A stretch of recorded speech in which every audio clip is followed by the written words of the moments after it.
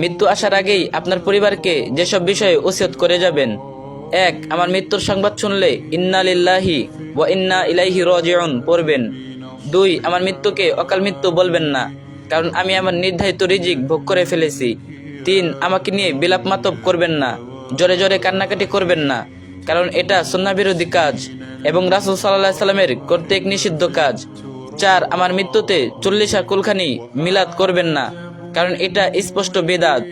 5. যারা আমার মৃত্যুর সংবাদ শুনবেন তারা অবশ্যই আমার জানাজায় অংশগ্রহণ করার চেষ্টা করবেন। 6. আমার লাশ মাহরাম ছাড়া অন্য কাউকে দেখাবেন না। 7. আমার লাশকে সুন্দরভাবে বিশ্বস্ত মানুষ দ্বারা গোসল করানোর ব্যবস্থা করবেন। 8. লাশ দাফনে ইসলামিক রীতিনীতি অবলম্বন করবেন, সমাজের নয়।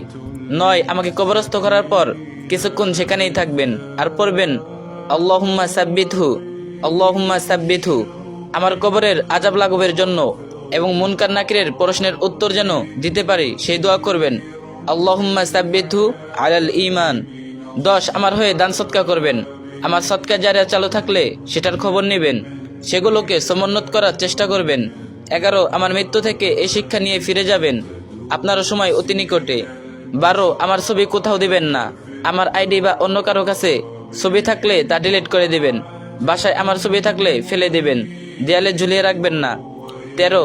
আমার পাওনা আমার পরিবারকে ফিরিয়ে দিবেন, না পারলে আমার জন্য সদকা জারিয়া করবেন, তাও না পারলে আজীবন আমার জন্য দোয়া করবেন, আমি ক্ষমা করে দিব ইনশাল্লাহ। 14. আপনি আমার কাছে কিছু পেয়ে থাকলে আমার জীবিত অবস্থায় আমার কাছে চেয়ে নেবেন, আর যদি মরে যাই পরিবারের কাছে চাইবেন। পরিবারের লোকদের বলবো আপনারা তাদের পাওনা দয়া করে দিয়ে দিবেন, আর পরিবার না দিলে আল্লাহর জন্য আমাকে ক্ষমা করে দিবেন, এতে আল্লাহ আপনাকেও ক্ষমা করবেন।